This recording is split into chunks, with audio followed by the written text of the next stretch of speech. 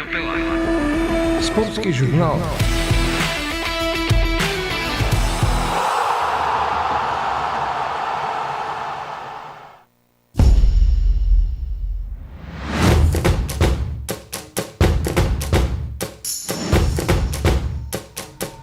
Почитувани, добар ден. Денеска е понеделник. Помина 8 дена најтешки за нашава држава, за нашиот народ. Денови во тага, меѓутоа животот продолжува и понатаму. Бог ни дал живот, треба да го живееме онака како што можеме најубаво, најдобро. Затоа и продолжуваме онам каде што застанавме во Радио Пела со спортскиот журнал, емисија која што оди секој понеделник и петок во 11 часот. Значи нешто по 11 часот. Еве, стартуваме и со денешното издание на спортски журнал, а во спортскиот журнал се разбира го третираме пред се домашниот спорт, прилепскиот спорт, македонскиот спорт. По нешто кажуваме и за она што е на меѓународно ниво, но фокусот ни е овде да ги третираме, да зборуваме за нашите спортисти и спортски екипи, спортски клубови. Значи, во оваа емисија имаме и гостин во студиото, но покрај тоа што ќе зборуваме со него на тема фудбал, прилепски и македонски фудбал, имаме потоа и содржини од други спортови, имаме тука и останати екипи од фудбалот, од ракометот, машкиот, женскиот, исто така и од пинг-понгот, кошарката. Значи се она што е актуелно, ќе гледаме да го фатиме актуелно од прилепскиот спорт. А што се однесува до нашиот гостин, само една препорака да останете со нас, да ви го задржиме вниманието, бидејќи зборуваме за еден подвиг. Со тој момент почнуваме спортски подвиг со невозможни услови, тренинзи зад гол, а направен спортски успех. Значи, никогаш не треба да се предаваме, тоа е поентата во разговорот, така ќе го почнеме, па ќе продолжиме понатаму како ќе се редат и останатите теми од фудбалот со нашиот гостин. Значи, нашиот гостин е тука и сега само еден джингл и го представуваме и почнуваме со разговорот. Спортски журнал на Радио Пела. Спортски журнал.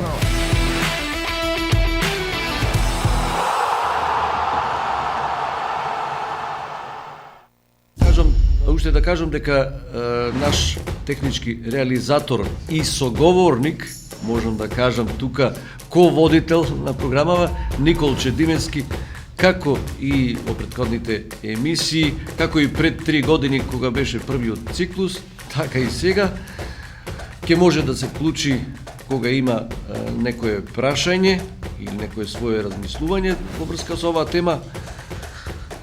Ако може, предлагам и кога ќе се одвива разговор со нашиот гостин, да оди една снимка, ми се чини некаде 5 минутна, од тој значаен спортски историски успех кој ден денес се памти. А сега да го представим нашиот гостин, мојот почитуван фудбалски тренер, стручно лице од нашиот град. Тоа е Трајче Илиовски. Добар ден, добро ни дојдовте во ова студио на Радио Пела.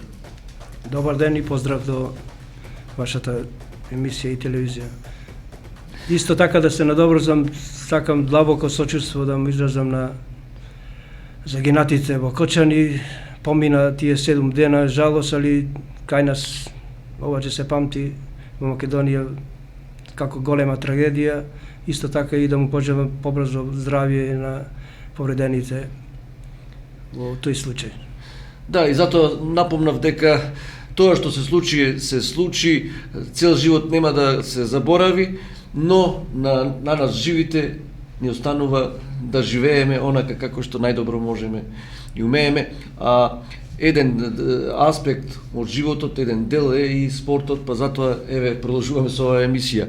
Илиовски, јас спомнав поентата која е на почетокот на разговорот. Тоа е еден спортски успех како искуство кое треба да се пренесе и на денешниве генерации од 26. август 2009 година, кога вие бевте шеф на стручниот штаб на 11. октомври, беше третолигаш, влезе во втората лига, а против себе во куп надпревар имаше петкратен тогашен државен првак, најтрофеен клуб Вардар. И го совладавте со 3:1, но да кажеме, немавте услови за тренинзи, трениравте зад гол. Ајде, на што се сеќавате на тој подвиг? Точно така, со 11. октомври, али пред ова сакам нешто друго да кажам, да јас сум долги години во фудбалот, сум и едуциран. Велико цел живот во фудбалот. Да, и како играч и потоа како тренер имам соодветни документи. Може би ова лиценца ја немам, али имам диплома која сум ја стекнал во Белград со таму видни луѓе. Пред ова добро, тоа е како повед дека сакам да кажам дека и овие млади сега тренери треба да се едуцираат како што оди животот, се сменува многу работи така и во спортот. Треба да се пратат тие новитети. Пред 11. октомври, да спомнам, бев исто така во фудбалскиот клуб Варош, кој за жал и тој не постои. Исто така од регионална во регион влеговме во втора лига преку квалификации. Сега моментот за 11. октомври,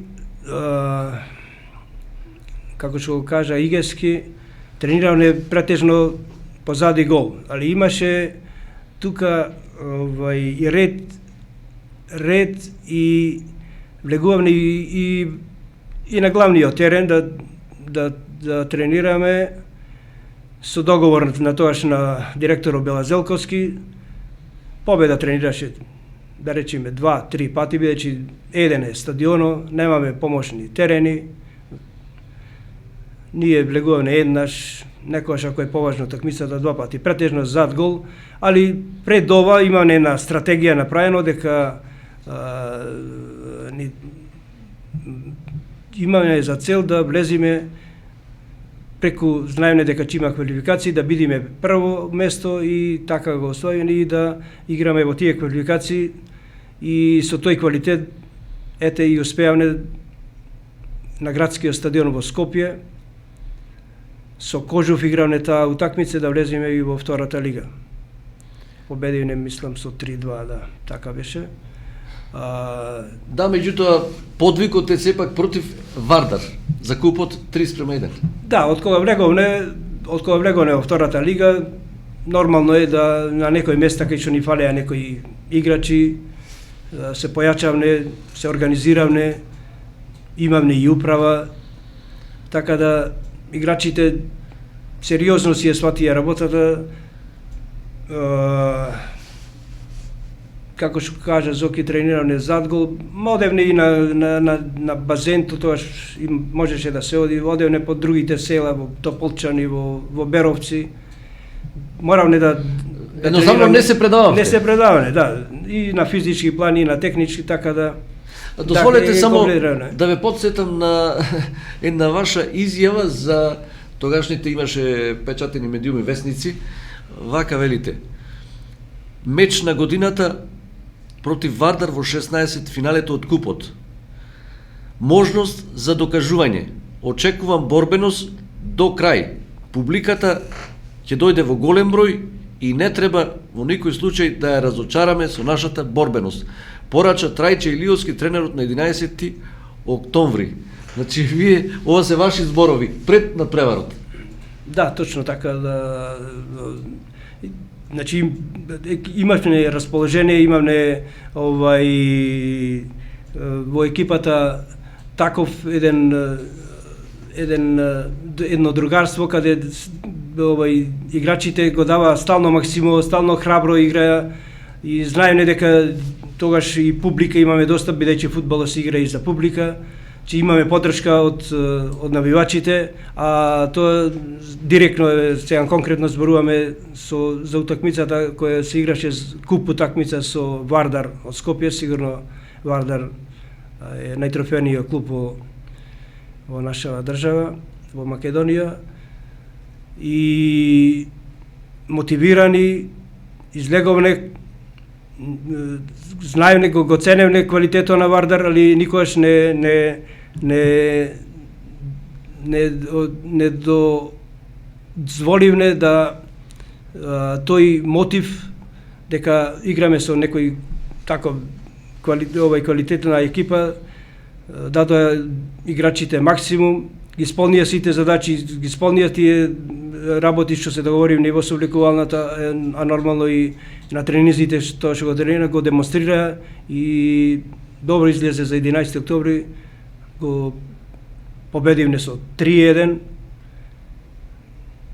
така да и публиката задоволна и играчите кои дадоа и понатаму, значи добија еден мотив, една инекција, еден ветар во леѓа, што се вика, да уште повеќе работа, повеќе се залага и другарството и мотивацијата ни даваше натаки шанси и можности да играме и со поквалитетни играчи и да бидеме рамноправни со сите екипи.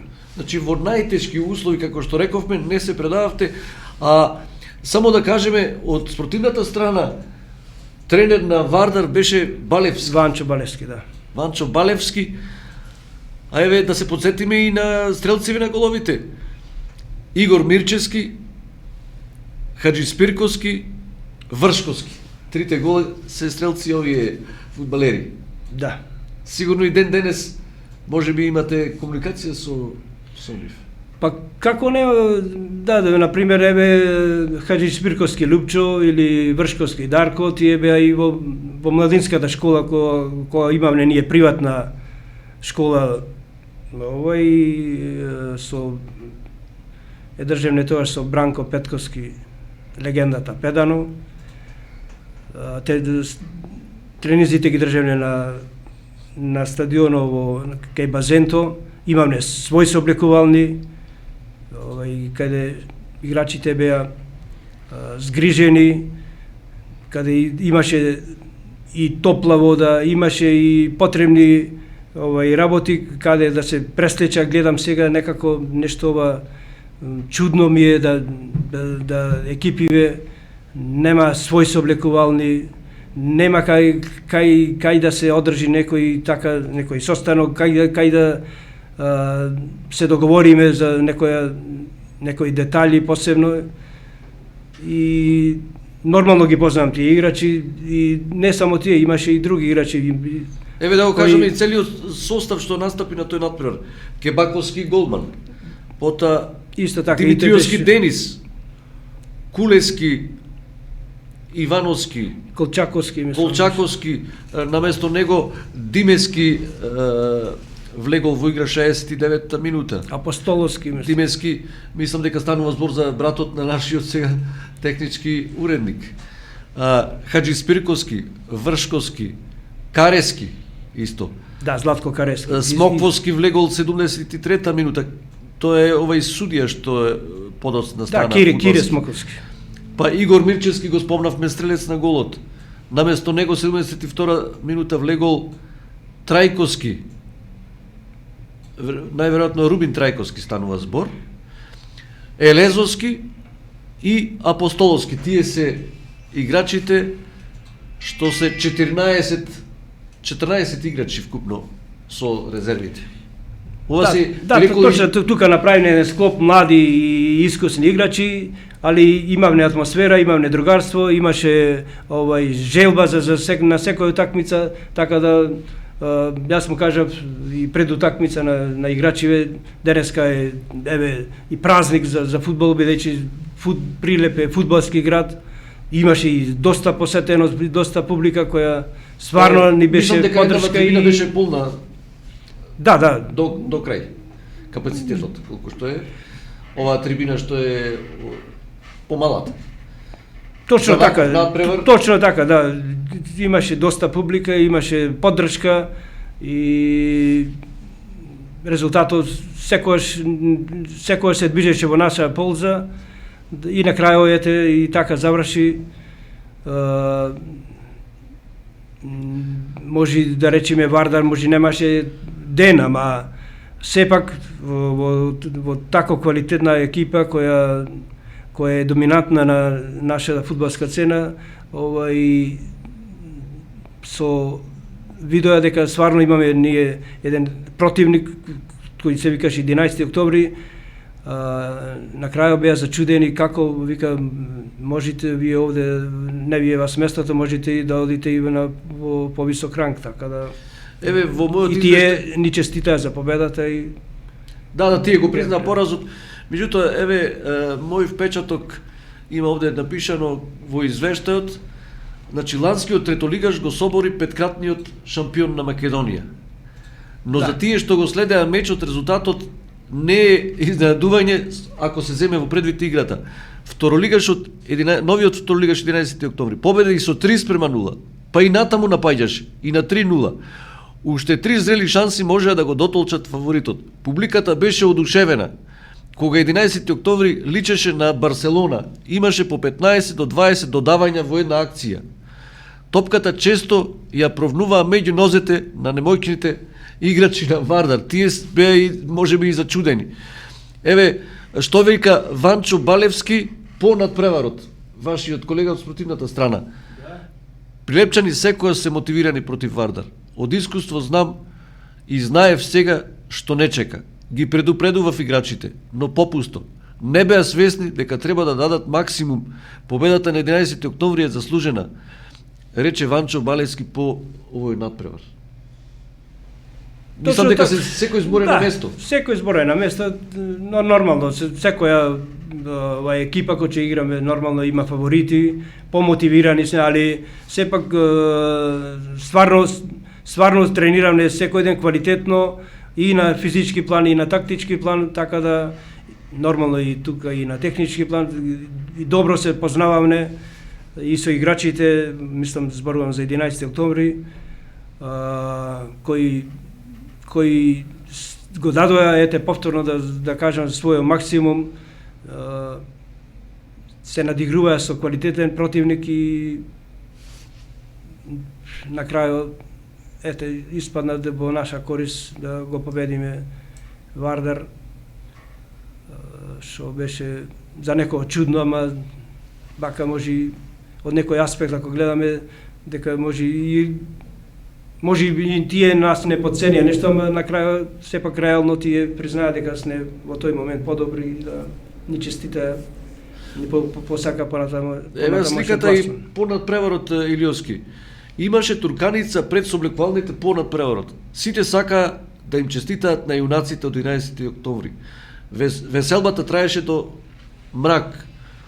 Ова е меѓу најголемите успеси во историјата на 11 октомври и на прилепскиот фудбал. Така стоеше напишано во весник. Кажавме од почеток дека нема што да измислуваме топла вода. Прилеп е познат по спорто, значи тоаш имаше големо интерес.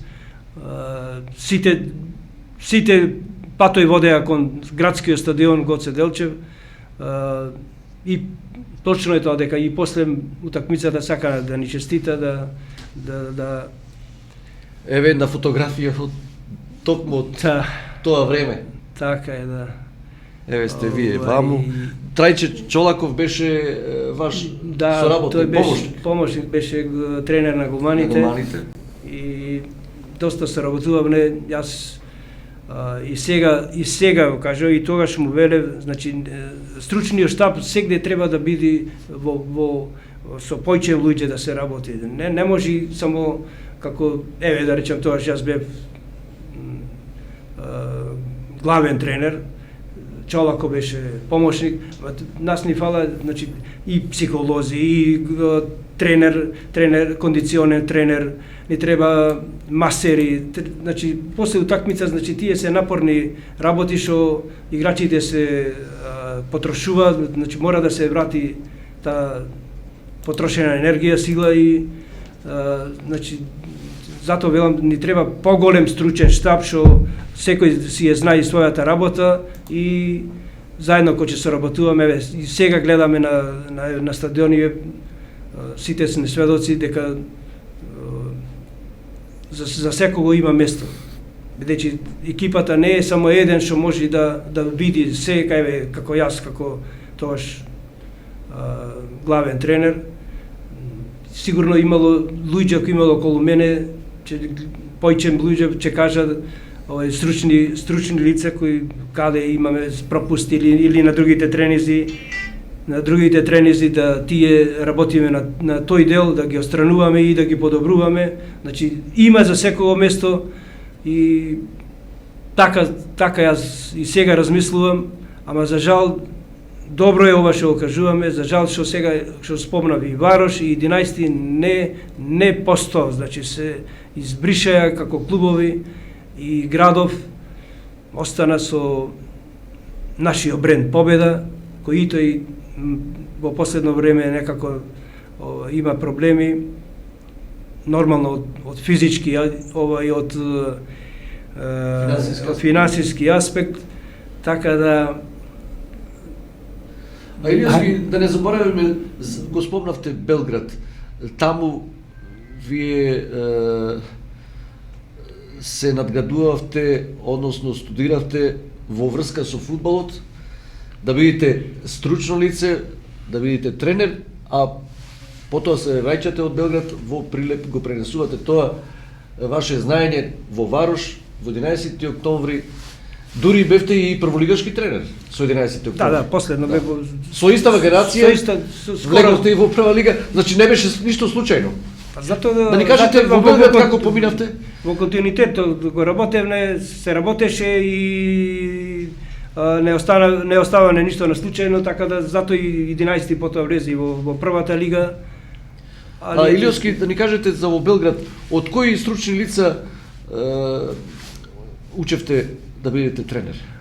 Па видите, таму во Белград е виша тренерска школа, одсек фудбал, имаше одсек ракомет, имаше кошарка, имаше ова.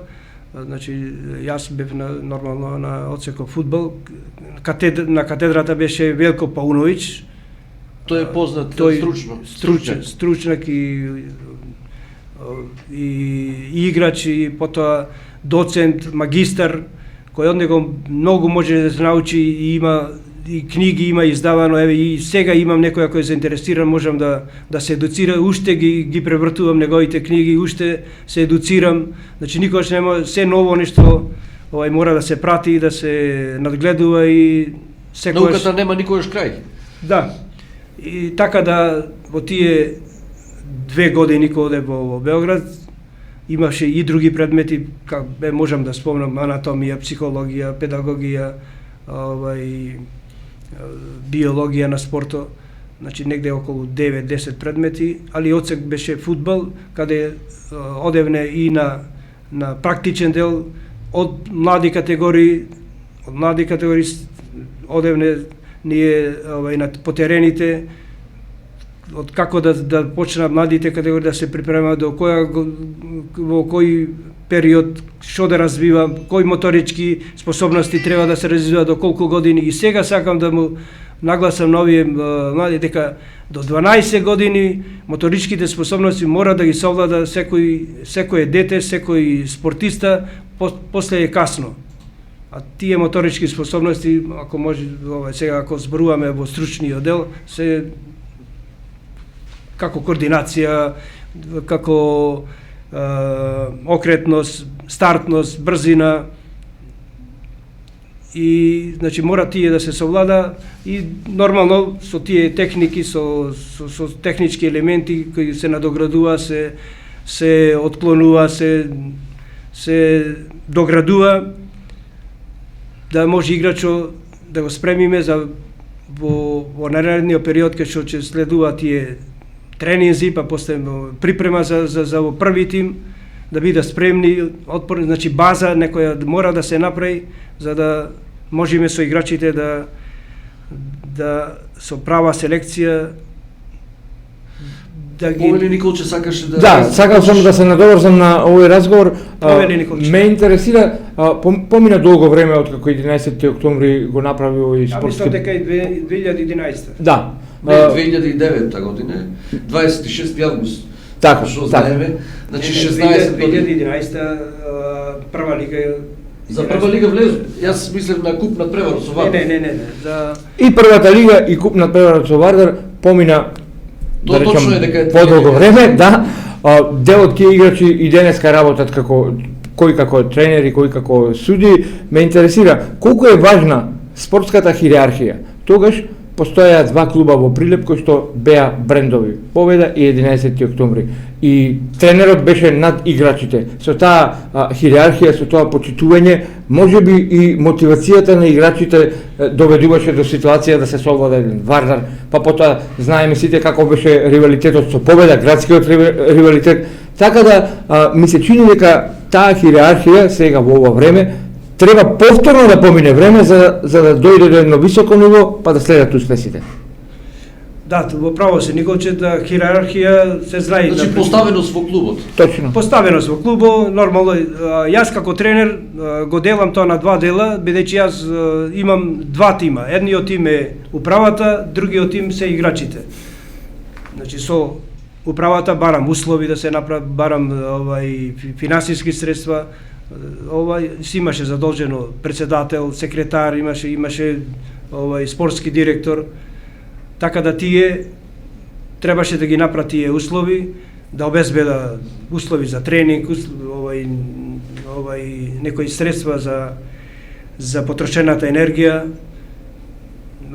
награди, премии, а од другава страна и со играчите мораме да правиме едно другарство, едно поштовање, и тука е таа хиерархија. И јас како тренер нормално тие играчи гледа примерот нормално тој што е води екипата, така да сите сватија дека имаме добро поставени темели и клубот може да се такмичи во тој ранг кој имаше стварно добри квалитетни играчи и нормално пак да се наврата на таа хиерархија, знаја да цена, да поштува, знаја да ги да својот максимум, знаја да го ста терен, срцето на терен и играја и правен и за клубо и како другарство, и затоа мислам дека имаше и доста и други успеси што бевме и задоволни, така да во тој проблем немаме некој така. Само што едно прашање. Дали секогаш премиите беа првата награда за фудбалерите и за вас како тренер? Знаеме ние во наши услови колку можат да бидат тие премии за разлика од премиите во западните земји, но дали тогаш фудбалерите секогаш гледа на тоа тренер кога ќе биде премијата или што ќе се случи ако победиме, или сето тоа беше релативно во споредба со желбата и надпреварувачкиот дух? Значи колку парите можат да го мотивираат фудбалерот? Да. За тоа време ќе ви кажам, али сега мора да разбериме дека сега е комерцијална работа, сега спортот е бизнис, значи без пари так не можеме да правиме некои револуции, дека можеме нешто да постигнеме ако не се вложува, ако не се подобра условите, ако не се нормално квалитетни играчи, така да во сегашен аспект можам да кажам дека стварно финансите се главнава. Тогаш да се вратам поназад, сакам да кажам, кога Победа знаеме како бренд во градот, сите играчи да спомнаме кои играат и Магдески, и Мечев, и ова. Знаете дека тие му беше обезбедено после завршување на кариерата да бидат запослени во тие општествени фирми. Еве и вие знаете да не ги набројувам, едните во Тутунски комбинат, другите во Централен, во Мермерен комбинат, така да беа обезбедени, така може и ние моравме да се грижиме, може не беа финансите во тој прамо, али играчот се троши енергија, значи мора таа енергија да се надокнади. Сега во кој ранг се такмичи, така да имавме луѓе што беа стварно заинтересирани, имаше и професори како Димче Танасовски, како Лазе Стојановски, професори кои стварно најдуваја средства, најдуваја услови, може не беа високи тие некои премии или награди, али сепак мислам дека играчите на управата кон играчите и обратно. Исто или така, штаб, така, имаме соработка, затоа велам јас со управата, барав услови да се направи, на играчите тоа го пренесов, али бев задолжен и за дисциплината, нормално и за тоа другарство, за да има добри услови, да имаме во расположени играчи кои можат стварно да го даа максимумо и да преку тренизите се надоградуваме, соработуваме заедно. Стварно имаше другарство и атмосфера. Илиовски, можам да кажам дека еден репер за успех е секојаш публиката, па вие се доближите на еден напревар дерби, беше првенствен со Вардар, близу 10.000 гледачи. Јас мислам дека и тоа е еден показател дека публиката го засака 11 октомври толку многу што почна и да го полни стадионот. Сигурно се сеќавате, тогаш Вардар победи 0:1 на првенствениот надпревар. Да. За разлика од овој за куп. Меѓутоа публика сепак дојде и публиката повторно беше задоволна од изданието на 11 октомври, бидејќи играта беше таа што ја очекуваше. Па точно така. Еве само еден пример да кажам, значи фудбалот се игра и за публика, не значи мораме да ја привлечиме публиката, а како да ја привлечиме само со добра игра, со добро залагање и таа знај да цени, знај да види дека стварно секој играч или поединец го дава максимумо. Сега некогаш имаме лоши денови, може некој не беше во форма, али се гледаше дека стварно имаше борбеност, имаше поштеност во играта, и така да публиката не е 11 од 2011 кога прекина, тој и уназад беше втора екипа во градов, да речем после победа кој стварно е со богата историја, со богата историја и бренд во градов, али 11 беше втората екипа во градов. И уште едно и сега победа остана сама. Сама во градов не може така и да напредува, затоа што и да сака некоја контролна утакмица да изигра, мора да оди негде или да оди во некој друг град или да појде настрана од градот, бидејќи овде нема со кого. Втора работа. Да црпи засилување исто како порано. Многу играчи црпеше и од 11 октомври, да. Знаете дека и од другите екипи. И од другите екипи, нормално, ама сите млади играчи тие тоаш кои беа ќе завршеа со статусот младински школи, нема право за да игра младинците, значи тропа на вратата на првиот тим, за сите може немаше место, имаше доста играчи, али затоа беа тука 11 кај се надоградува, кај се тоаш имаше, не знам дали се сеќавате, имаше и со еден статус со играчи одстапени, пример, или да, и таа можност постоеше. Постоеше, да речем, или со двојна регистрација, со двојна регистрација. Јас во тоа време само да ги спомнам се тоа. Последно беа кај мене Гешовски, Мегленски, Благојче Дамески, Значи Сите сте иста генерација. тие. иста генерација. Тука треба играч ако мора да се такмичи, мора да игра за да биде стално во форма, стално спремен, стално ако се разочара, ако почне да фати други патишта, речено по наше, и тешко можеш да го вратиш назад. Такво богатство, мислам, и сега... Значи, младиот фудбалер кој Младиот фудбалер, па ќе се врати. Убаво е да добие шанса. Нормално. Зато пак повторувам, значи не знам како може и сега да вратиме некој клуб, некој во овие тешки времена сега. Повторно зборувам дека победа сама овде не може и да обстани.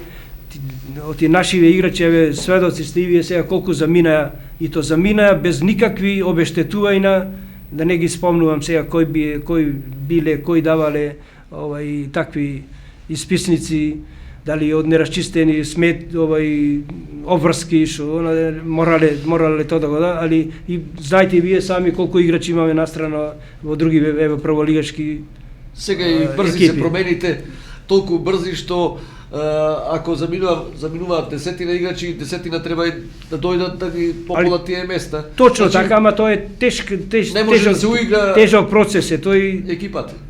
Треба долго време да помени па да уиграш некоја екипа да дојди до таков квалитет.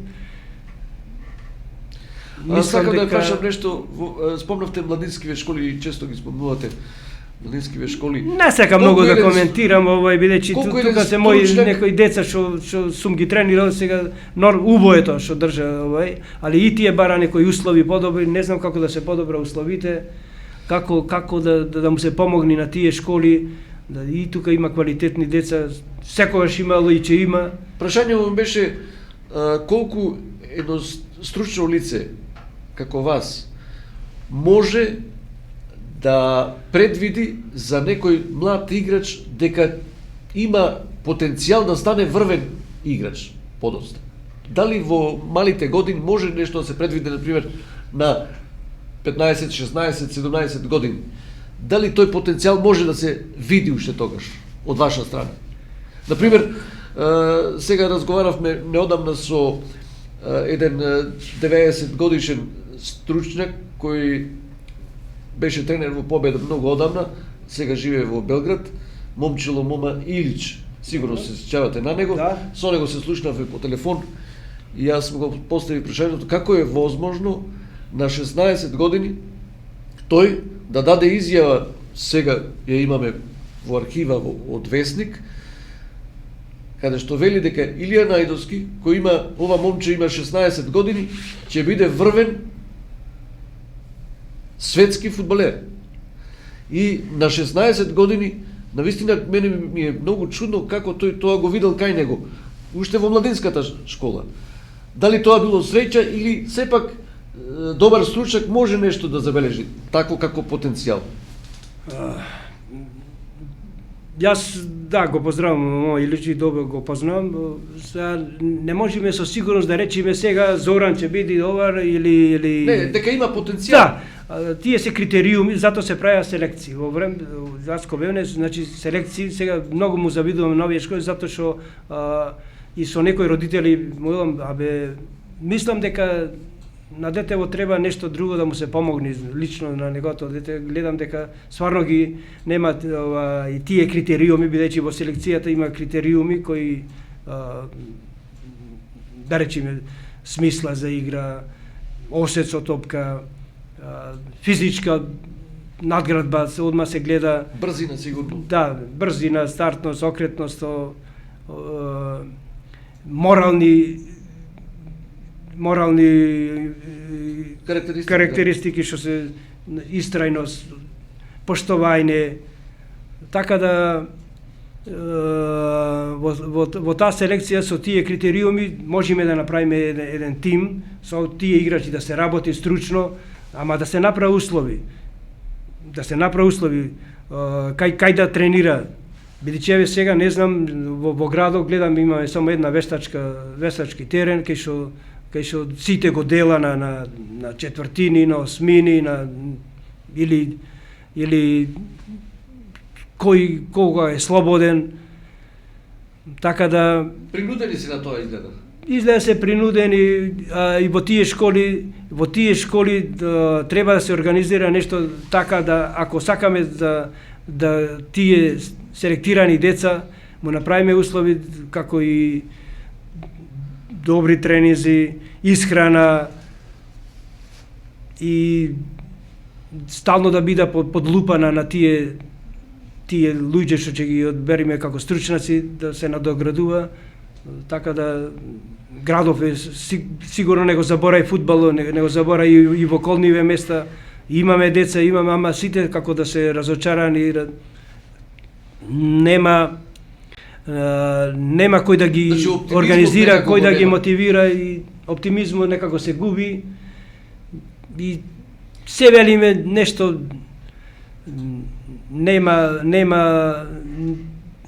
да биде нешто песимистички се размислува, нешто како да речем оптимистички мора да гледаме нешто, да се најди на тунелот некој светло нешто. Сепак, наспроти оваа состојба која што ја кажувате, реална состојба во прилеп во врска со фудбалот, и покри овие проблеми, вие се одлучивте во последно време да се ангажирате. Еве, сте тренер во третолигашот Ултрас. Зошто се одлучивте на таков чекор? Значи, сега вие го водите Ултрас. Значи, мене фудбалот ми дал многу, и јас сум дал за него, али тој ми вратил многу во таа смисла кога размислуваме, така да јас фудбалот ми е на прво место, кај што ќе се игра, одам, гледам, кога сум слободен, кога ќе разберам дека се игра некоја утакмица, одам и на градскиот стадион и гледам и победа. За Ултрас спомнавте, Ултрас работи во некои неадекватни услови.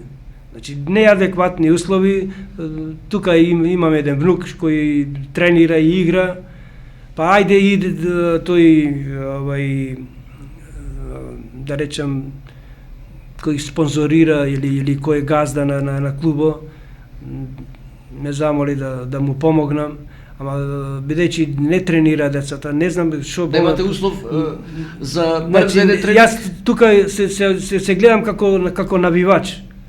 Не нешто како стручно лице да може, бидејќи ништо практично ништо не се работи. Значи морам да употребам некоја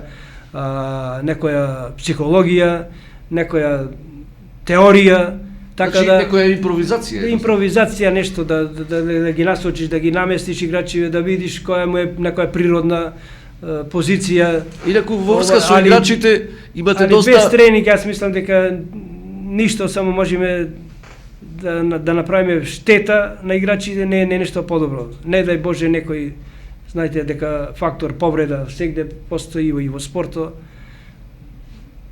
Се молам да нешто не се случи, нешто да... Повеќе повредите се случуваат на оние неподготвени играчи. Па сите знаеме, сите неподготвени играчи, ако зборуваме за спортот. И општо и во животот, ако не си во некоја кондиција, не можеш да завршиш некои домашните потреби. Овде кај што се бара сега фудбал, кај што се игра, да речем пресинг игра, кај што снага, сила е доминантна. Нашиве сега со ова поставеност или со без тренинг не можеш ништо да бараш од тој играч. Го следев над преварот, сега после игравте дома со Бучин 1-1 на игралиштето со Вештачка трева. Да? Вие бевте на клупата. Еве, од Ултрас го имам тука составот, има доста млади играчи. Например, Методи Наумовски е голман, младинец. Па Бобан Митриски, Никола Илиовски, Славчо Стојчевски, тој е младинец. Мартин Трајковски, капитен на екипата. Миодраг Тасески, Игор Пановски, тој е еден поискусен, навистина има играно и во повисок ранг. Даниел Богоевски, тој е младинец. Бобан Тошевски, Давор Ристевски, Јосиф Стојчевски, и тој е младинец. Па Христијан Димов, Мартин Мечев, Михаил Јакопетревски, тој од шампионската екипа. на победа шампионска младинска екипа. Христијан Бараковски, Ангел Мирчевски. Значи има и некои и поистакнати претходно во младинскиве категории. Што мислите за овие играчи да можат да имаат услови, дали би направили некаков подобар резултат? Зоки, значи, од овие играчи јас имав некое така сознание, али прво ми беше важно да ги скенирам играчите, да видам какви карактеристики има, значи не беше лесно сигурно и во тој правец. Да, какви предиспозиции има, кој може да издржи, на кој место да оклаи, кај може максимумот да го дај.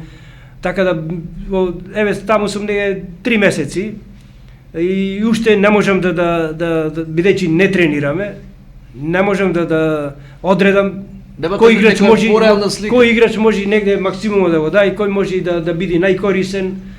И така да стално правим некои рокади, али пак би велам, значи без практично, без тренинг, без практичен дел, тешко тоа оди, а сите играчи се кој студира, кои се на работни места и имате други обврски. Некош, еве, да се имаме еден, сакам некои состаноци да одржа, и за тоа немаме услови, бидејќи нема никај да се одржи ни состанок.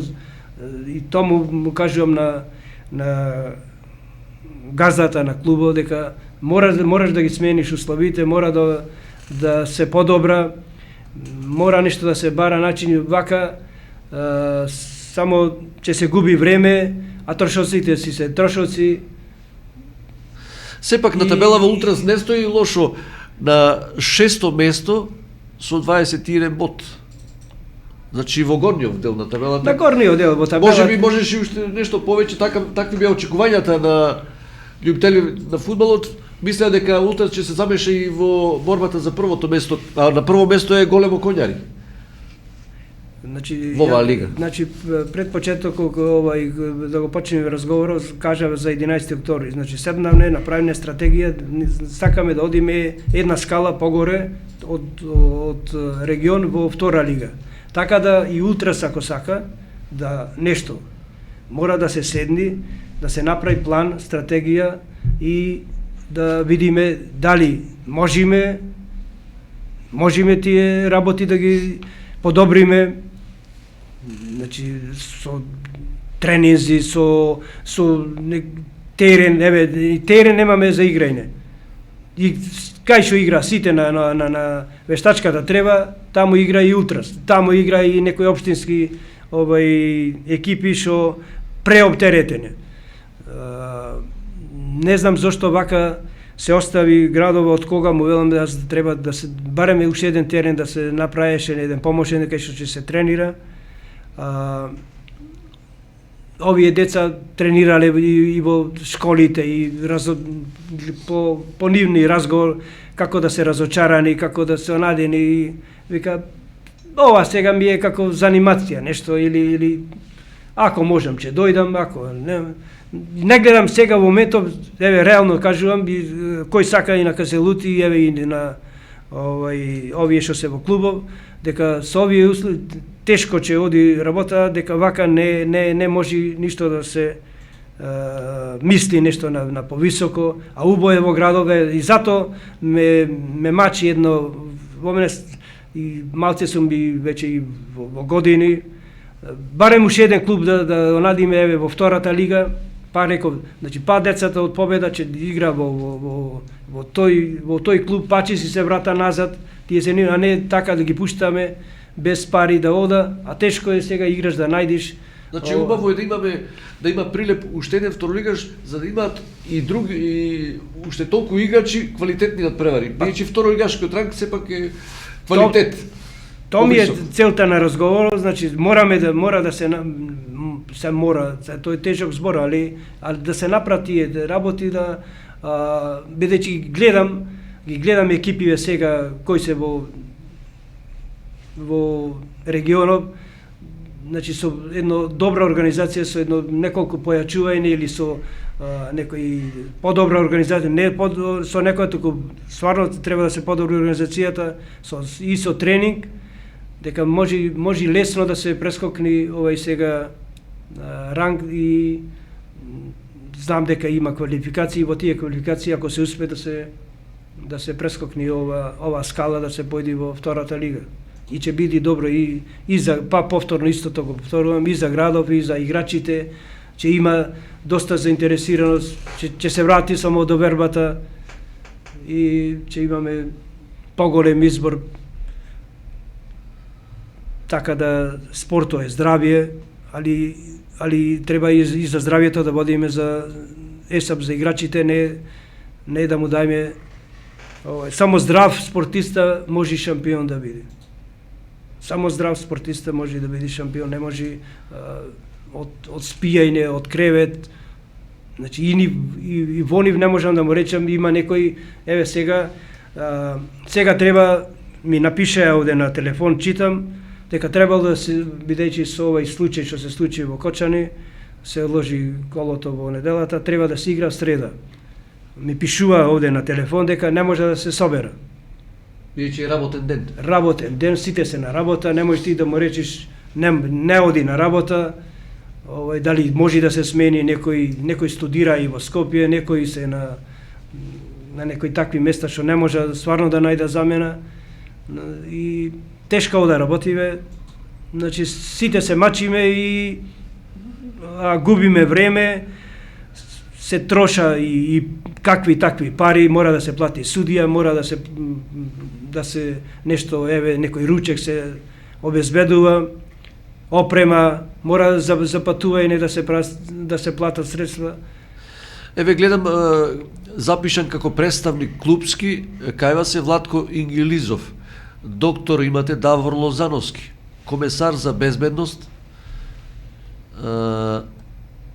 Марио Тошевски,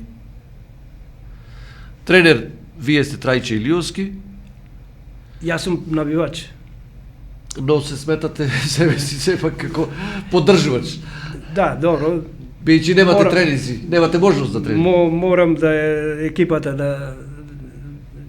некој да ја води, да сепак не може сами децава да излезат така на терен и ете се забатив и сега не знам како да реагирам, дали да се откажам, дали да продолжам, али добив од газда овој Владко Ингилизов дека стварно се годинава, такви беа тешки условите за година, планирам да се престроиме, да се преорганизираме и му верувам, па да видиме што ќе биде натаки, да се проба да се направи уште една екипа, истото, тоа го кажам, и ќе биде и за деца ови што тренира, еве, завршува до 14 години, нема кај да одат сега. Ако има уште еден клуб, да има уште еден, уште подобро е.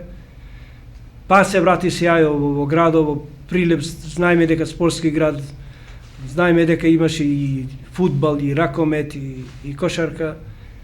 Од сите страни, мислам од Македонија, патиштата воде, ако ќе се играше победа, знаеме каква публика имаше, а не сега, еве, одам овие некои родители што игра како во Кавадарци, како во Кратово, таму да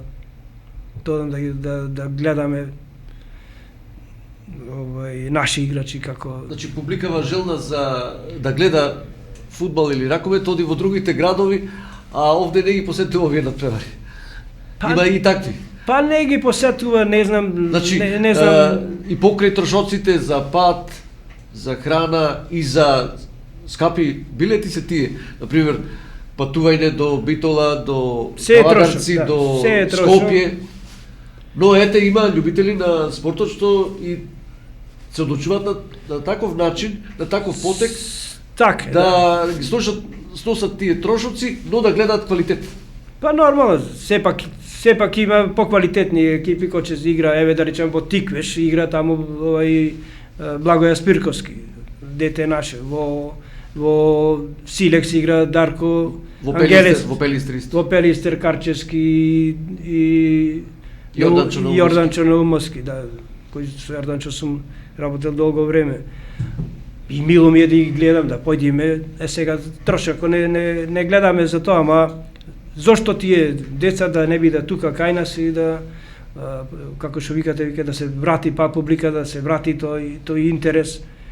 Желене градови за спорт. Белки ќе дојда подобри времена за брзо време и некои општествени фирми или некои сега приватни фирми, ако се направи права организација, ако ода средствата на право место, дека за тоа ќе се употребува, мислам дека има луѓе што сака уште да нешто се стори, да се подобра овие работи, како сега што стварно не се баш во ред. Не се баш во ред. Рекови, стадиони немаме. Знам во времето и кој играви во Металец, таму има добра дренажа, не знам зашто тој стадион не се така остана, не се користи. На базентот и тој терен не функционира. Градскиот стадион е за играње, ако се тренира внатре редовно или ова, и тој ќе се оштети, така да ќе останеме и без терен.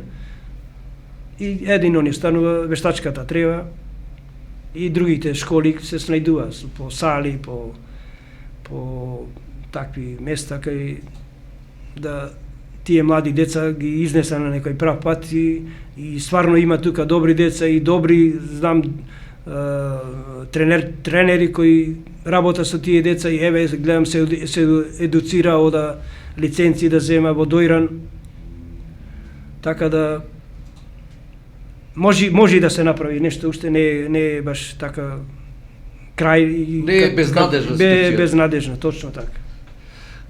Илиовски, имаме уште многу за зборување, меѓутоа има ова крај, предлагам тука да завршиме за сега, а во друга прилика би предложиле можеби со нови информации, с позитивни случувања во градов на тема фудбал. Сега останува да ви посакам в среда да ја соберите екипата, бидејќи е работен ден, тешко ќе ви биде за да патувате во Велес да играте со Превалец, нели е така? Следново коло. Така ќе биде, гледам дека ова и Превалец се бори за ова, немаме играчи, не знам која комбинација ќе се одбери, дали може и да не се појди, ако не се појди има казни. Во овој момент не можам јас да коментирам, си имати одговорни лица кои што ќе, али сепак ќе поздравам спортска јавност во Прилеп дека ќе дојде моментот и пак поново да се врати сјајот на фудбалот. Да зборуваме за успеси како што почнавме во емисија. Точно така. Ви благодарам и сега, Николче, одиме со мала пауза, па потоа ќе превршуваме. Спортски журнал на Радио Пелар. Спортски журнал